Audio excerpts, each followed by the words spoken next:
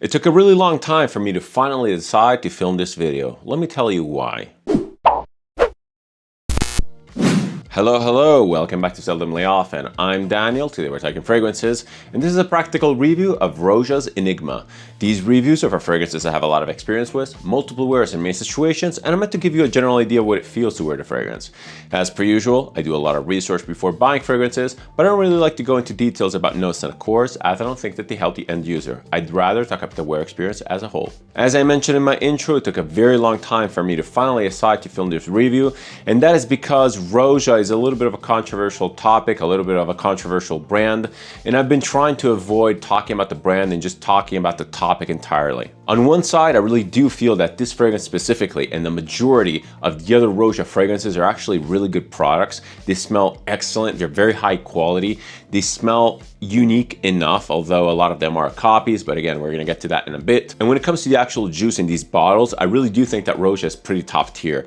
Now, on the flip side, Roja is a fairly controversial brand, and it pretty much all revolves around the image of the brand itself and the marketing of the brand. The marketing of the brand starts off with Roja Dove himself. Like him or hate him, he is a very particular character. He has a very flamboyant type of look. He wears these incredibly flashy designer clothes that are not necessarily everyone's taste, definitely not aligned to mine. I'm much more for subtlety, but hey, you can't deny that the guy has an impact and a presence, and basically he really reflects what Roja Dove is as a brand. Roja fragrances are pretty much synonymous with luxury. I don't have a problem with luxury fragrance houses, luxury products, and just luxury in general. That is a whole other topic of conversation. What I have an issue with is that Roja creates false expectations of what you should be expecting from fragrances and what you should be aiming for. A lot of people online use these bottles as symbols of wealth without really knowing what goes behind the fragrance, without really even appreciating the fragrance. And this distorted image has a profound polarizing effect on the fragrance community, making Roja appear like an unnecessary luxurious brand that just sells overpriced items. Now, I do agree in part that the fragrances are overpriced because no matter how good the juice is in here, you're basically paying for the bottle, you're basically paying for the presentation and for the brand image. Yes, you might be saying that you're paying for a concept, you're paying for the idea of luxury, and Roja really satisfies that idea. On the other hand, you might say, well, these fragrances are actually way less good than they appear to be because the marketing and the brand image and these bottles really inflate that aspect, and they shouldn't be called as luxurious as they are.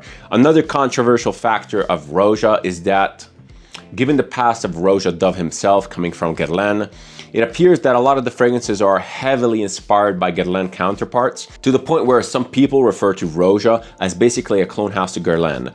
There's also another controversial topic of conversation, and that is related to the fact that Roja defines himself as a perfumer for every one of his fragrances. And there's a lot of doubt behind this statement. A lot of people think that Roja Dove has ghost perfumers working for him to make these fragrances, basically taking away from the artistry and the intentionality behind these fragrances, something that Roja Dove himself is a huge advocate for. So yes, it's a very polarizing, controversial brand with a lot of lovers and haters. What do I actually think about the brand? I don't have a problem with Roja Dove himself. I don't have a problem with Roja as a brand. I like their fragrances. I actually think that they're pretty good. The marketing is a hard pass for me. They're a little bit tacky, they're a little bit kitsch, they're just overdone. It's so unnecessary. All this sparkle, all this fake inflated luxury is just really not necessary for me. And this all comes down to the fact that I'm a huge fan of subtlety. I much prefer the approach of something like MFK, or even to a degree something like Matière Première. Very, very simple, very modern design that is understated but still luxurious and well made. Massive intro aside, this one here was actually my first Roja fragrance. I picked this up at the start of 2024 as a replacement for my Mancera Tonka Cola. I really liked the cola vibe on that, but it was just a little bit too sweet. It was just a little bit too much for me. And I have a review up for that fragrance where I actually mentioned this as a replacement. So yeah, I've been really happy with this fragrance. I think it smells amazing. It's super classy, very, very unique smelling. Yes, the cola thing has been a little bit overdone. This one here might actually be one of the fragrances that pioneered that genre, or at least made it more popular. I really like this fragrance. It's super unique, it's very well done. It has a discreet sort of elegance which perfectly combines with a fun factor, making for a very strange, very unique, very fun wear experience. The cola accord in here is present. It's very, very noticeable, but it's not dominant. It's not cloying. It's not overdone. It's not distasteful or childish. I think that this is a beautiful, well-refined, almost adult gourmand fragrance that really mashes together components such as sweetness, tobacco notes, and liquor notes to create this incredibly easy to wear, incredibly satisfying to wear fragrance that is almost signature scent worthy. But we're gonna talk about the wear experience and scent profile after we cover the presentation. You already know my overall thoughts when talking about the presentation for Roja Dove products, but when you finally pick up a bottle, the quality is pretty much undeniable. It's really well made, and you might like it, you might not like it, but again, it feels weighty, it feels high quality, it feels luxurious. There are some things that could be improved, definitely, like the quality of glass. The presentation highlight for Roja Dove fragrances is definitely the cap. You have this very weighty metal and crystal cap with a plastic insert. You have a Roja Dove signature here, which is actually not present on the newest bottle since he sold the brand. I have never seen one of those bottles, so I can't comment on that. The cap is friction based, it's very well weighted, and it just sits on a bottle securely. Do not pick up the bottle from the cap because it might fall off. The atomizer for Roja is good. It has a very good action. It's a pleasure to use. It's very dispersive yet easy to aim. Let's give it a couple sprays. I've been wearing this as my scent of the day, as I usually do when I review fragrances. It's been an absolute pleasure to wear this at the office. It's fun and present, yet still subtle. It's a very beautiful thing that really brings a smile to my face, and I should be wearing it a lot more. Maybe I haven't worn a lot of it because, again, it's so expensive, and I only have 50 ml, so I've been overly conservative, but hey, it's really, really good. I do have a little bit of a gripe with the atomizer. It kind of feels cheap to the touch and has this weird crunchy clicking sound that it doesn't really appeal to me.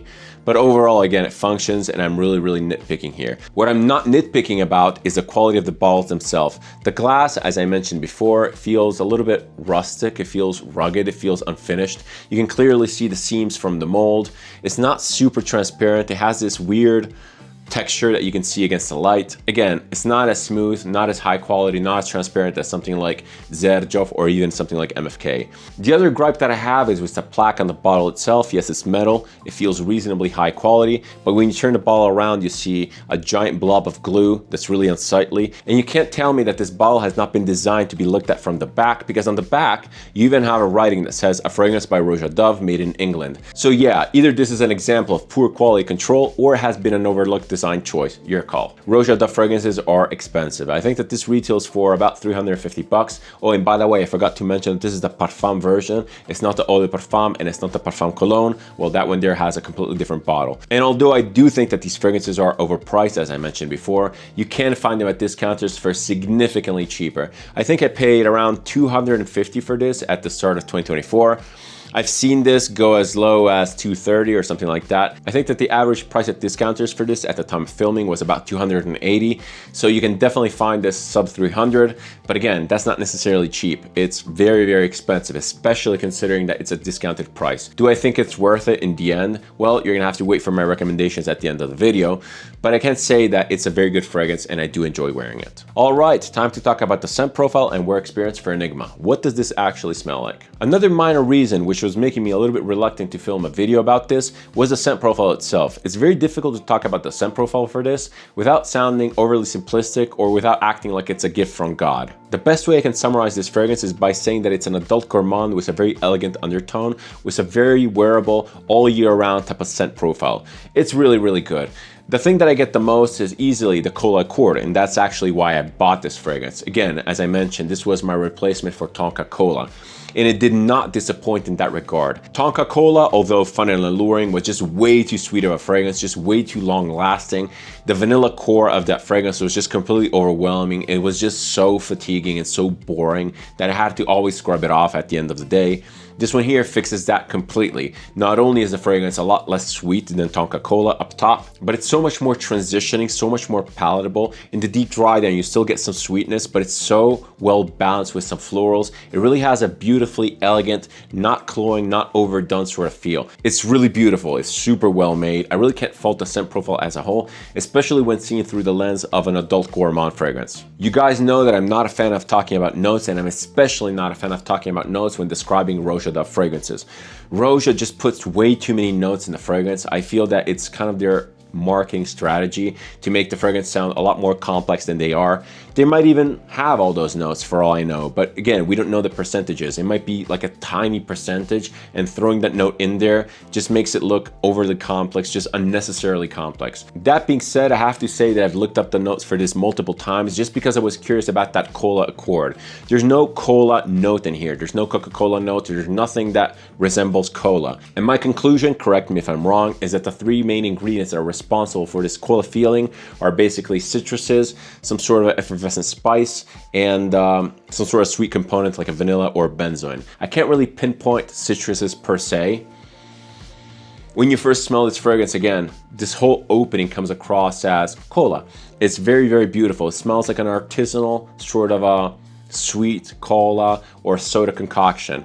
Very spicy, very rich, almost syrupy to a degree. It feels like a concentrated syrup that needs to be like diluted with water. It's like that sort of smell.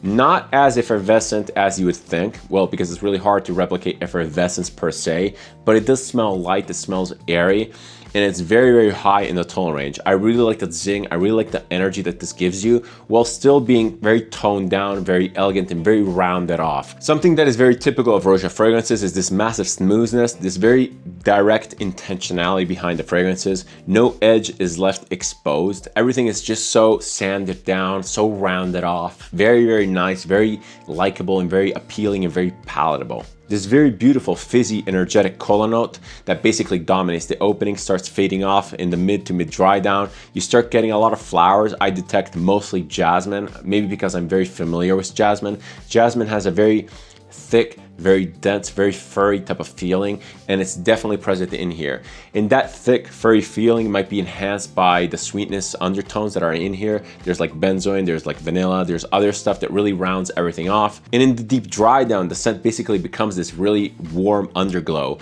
as a very resinous, sticky, syrupy sweetness that's not completely overdone, still very elegant, still very wearable, not cloying at all. The interesting thing is that throughout the wear experiences, basically you get a little bit of everything. Even in the deep dry down, you still get this shadow of this cola vibe. You still get a little bit of effervescence. The scent overall is extremely well balanced. It sits mostly in the mid-tone, as a Four Seasons scent should, as a very wearable signature scent worthy scent should. But again, it extends to the top with this fizzy cola vibe and rumbles in the base with a very rounded off, very beautiful, very natural smelling vanilla. I'm generally not a fan of gourmands. I'm generally not a fan of sweet vanillas, but this fragrance, again, is so balanced, it's so well weighted. It's just really addicting. I keep smelling my arm throughout the wear. I've worn this in all seasons possible. I've worn this in all situations possible. It's just so functional. This is probably one of the more beautiful scents that combine the art of perfumery with an actual utilitarian aspect. It's that good. The fascinating thing about this is that it's so universally likable while still appearing complex, very, very high-end, luxurious, and niche. It's such an incredible feat in perfumery for that alone. I have a lot of unique, really high-end perfumes that are just not for everyone. Even if you take something like Amouage Interlude, which is objectively high quality, very, very well done, and very luxurious, that is a very divisive fragrance. Some people love it, some people absolutely hate it, and that's fine. This manages to pull off incredible mass appealingness, incredible likability, while still smelling unique, complex, and just very, very refined. When talking practicalities and use cases, given what I said, I think that you know where I stand. This is a very versatile fragrance that can be worn in pretty much every situation. The longevity for Enigma Parfum is very good. It's not beast mode, it's not everlasting. It lasts about 7 to 8 hours, which is plenty for normal day-to-day use. And I'm actually starting to prefer fragrances that last 7 to 8 hours compared to fragrances that last maybe a full day or even multiple days, because they're less of a commitment and they allow me to wear multiple fragrances within a day, which I almost need to do to bring you all these reviews. When it comes to projection, Enigma is again very refined, very elegant. It's not a beast mode fragrance. It's loud, it has presence, it has body, but it's never really shouty. It never steps on anyone's toes. It doesn't fill rooms, if you're asking that. You can easily smell the sillage bubble all day long around you, and if your skin warms up a little bit, either by temperature or because you did some sort of light activity, the scent just blooms again, and it feels like you just sprayed it. I really like it. It could be a little bit more powerful, arguably, because you could always dose it down with sprays, but it's really good. When it comes to actual use cases, Enigma is incredibly versatile. You can pretty much wear this in every occasion and all year round. You can even wear this to the gym, although it's kind of a waste just because it's expensive and it doesn't really fit the vibe. But for everything else, day-to-day activities, absolutely fine. This goes easily day to night. It goes casual to elegant. It has a very interesting sort of a fun factor, which again gets highlighted when you go casual, and the elegance aspect of this gets highlighted when you go elegant. It's really alluring, really mysterious, and pretty unusual. Let's be frank here. Not many people are going to go out and spend that kind of money for a Roja fragrance, so you're going to be smelling pretty unique here. And it's a beautiful fragrance, especially when people come close to you, because again, they get into your scent bubble, and it doesn't really step on anyone's toes. It's just super well balanced. So balance is the name of the game when you're talking Roja. It's so well weighed and it's so well designed. When it comes to demographics, although it's marketed towards men, anyone can absolutely wear this. It's fairly unisex. It's abstract, it's slightly gourmandish. There's nothing really that points to masculine. It doesn't really grow hair in your chest. It's a very subtle, introverted type of fragrance. It's not shouty, it's not bold, it's not in your face. It's very, very well dosed. Age-wise, due to the elegance and complexity of the scent, I do feel that a more mature, experienced nose might be able to appreciate it a little bit more, but it still has this very defined fun factor that might be appealing to a more younger audience. I don't see any problem. You can easily wear this from your teens down to your grave. When it comes to storytelling and narration, Roja fragrances are not really about that. This really never gave me any image except for that cola vibe, but that's not really an image. It never transported me anywhere. These are the ultimate perfuming perfumes designed for you to smell good around people, and they perfectly accomplish that. Wearing Enigma, you will smell good, you'll smell unique, you'll smell alluring and mysterious. It's, again, faultless in that regard. I don't even think that I would want narration, storytelling, or artistry behind something like this because, again, it wouldn't make for such a versatile day-to-day wear experience. Alright, we're at the part of the video where I give you some options for my reviewed fragrance. In the case of Roja Enigma, I really wanted to highlight the various components that make up this fragrance. The tobacco notes, the liquor notes, and the gourmand notes. And although I have not talked about the tobacco notes and the liquor notes specifically, because in the grand scheme of things, I do feel that they're fairly minor within that massive, beautiful cola accord, I really wanted to give you some options that highlight those components specifically. So I'm going to be showcasing a fragrance that is mostly tobacco dominant with some liquor notes and gourmand notes. I'm going to be showcasing a fragrance that is more liquor dominant with some tobacco notes and gourmand notes, and another fragrance which is mostly gourmand with some tobacco and liquor notes. Start off with the gourmand one, and I'm pretty sure you already know where I'm going with this. It's the always featured Vanille by Les Indemodables. This is a very beautiful gourmand fragrance, a very adult, very balanced gourmand at that. It's actually one of my favorite gourmand fragrances in my collection, probably my favorite. It's a beautiful combination of this boozy vanilla with these subtle underlying tobacco notes that give it a little bit of bitterness that really cut through the sweetness and give it some edge and some direction. Really interesting and masterfully crafted by Antoine Lee, the in-house perfumer for Les Indemodables. It's such a reference in this genre. It's just so well balanced. It's not one of those childish gourmands that are just overly sweet, that are just overly cloying, that are super fatiguing. This is just really well put together, so well designed. It feels high quality. It feels like the notes in here actually reference the real ingredients out there in the world. It's so beautifully, satisfyingly easy to deconstruct and to take apart. You dig your head in there and you can easily point out the cacao, the booziness, the tobacco. The wear experience for this is also fairly linear and long lasting. Again, it's not beast mode. It's not meant to be. It's very, very elegant, very subtle, and it just brings people closer. It's so mass appealing, and I can totally see how it's the best seller for the house. My second fragrance option is the one that is more tobacco forward, and this one here is Cafè Tabac by Aedes de Venustas.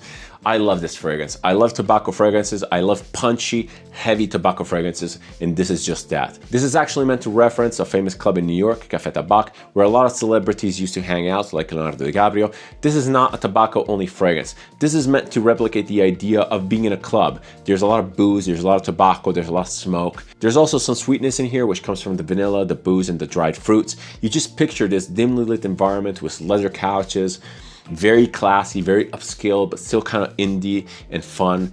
It's beautiful. I really like this. It's such a beautiful vibe.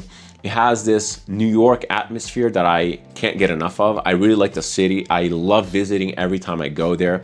And it's just, I don't know, it just replicates the idea of walking into a really high-end, upscale, like cigar lounge from the outside, which is bitter cold, and you go in and you're blasted with this like wall of humidity. I really like the feeling of this. It's so rich, so potent. This is a masterpiece in my opinion by Bertrand Duchaufour, one of my favorite perfumers ever. Aedes de Venustas is such an underrated, underlooked brand. You have to definitely get your hands on a sample kit or at least some samples. You owe it to yourself, especially if you live in the US.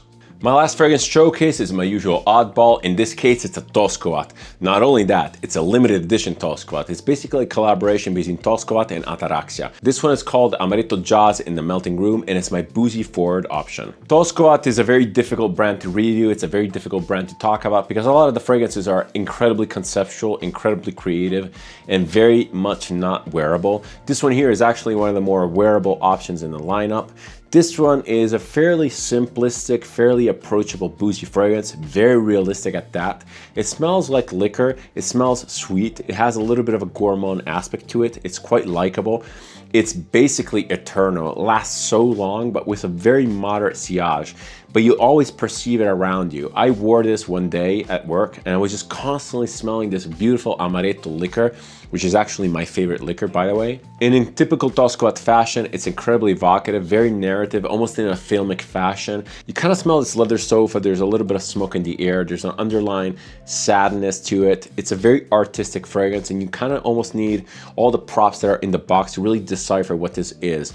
Toskovat is a brand that I really like, not necessarily for the fragrances or the scent profiles because they're a little bit weird, they're not necessarily wearable, but they're so communicative, they're so creative and artistic. To me, the Toskovat fragrances are basically as far as you can go away from the utility aspect of fragrances. They're basically art pieces in a bottle. I don't wear these a lot just because they're so difficult to wear. I will get to review this and the other Toskovats that I have because they're so fun, they're so filmic, they're so descriptive, but they take a lot of time and a lot of mood to get into that imagery. And unfortunately, I can't even recommend this because I think that they're all sold out. Very expensive. Toskovat is basically impossible to get. I was super lucky to get my hands on this, and the other limited edition was Ataraxia called Vestibule. That one there has Carolina Reaper in it. Completely insane, super weird, really, really interesting. If you have your chance to get your nose on Toskovats or even discovery sets or samples, I would advise you do that because they're such a unique thing within the fragrance community, within fragrance language. It's just so unique and so weird. But back to Roja Enigma with my final recommendations and overview.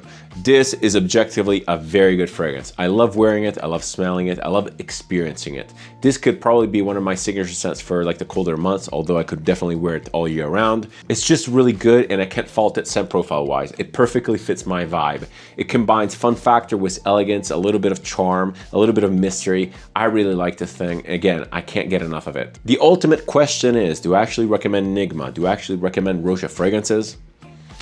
This is ultimately a question for yourself. Do you like Roja as a brand? Are you willing to pay extra for luxury products?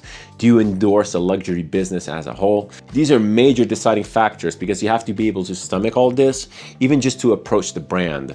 And I do feel that Enigma is unique enough, high quality enough, and just overall good enough to warrant a recommendation. But I don't know, again, Roja is a fairly controversial, polarizing brand, and I do respect and understand users that feel the need to boycott the brand as a whole because they don't really like what this stands for. I'm not even sure about the actual options for this fragrance out there if you want to step out of the Roja realm without going into the clone brands. A lot of the options that I've seen listed on Parfum or Fragrantica as similar are not really similar at all. This smells very, very unique, and unfortunately I feel that if you want this smell, if you want the actual thing, if you want this very unique wear experience, you just have to suck it up and just bite the bullet. I don't know. I'm not here to recommend anything. Please sample this if you have a chance. I'm not really sure how easy or difficult Roja samples are to get. You might want to get a decant and make your own decisions and decide for yourself. But what's your take? Do you think that Roja is deserving of the asking prices? What do you think of luxury fragrance houses? What do you think of luxury in general? Leave a comment down below. I'm absolutely willing to discuss this further. I can't wait to hear your thoughts. If you like this type of content, if you like my approach to video, feel free to subscribe. It's always massively appreciated and it helps the channel. If you want to interact with me, leave a comment, suggestion, opinion, or anything else down below. I always reply and I always keep the conversation open. Thank you so much for watching. Thank you so much for your time. It's never taken for granted. Many more reviews to come. See you in the next one and cheers.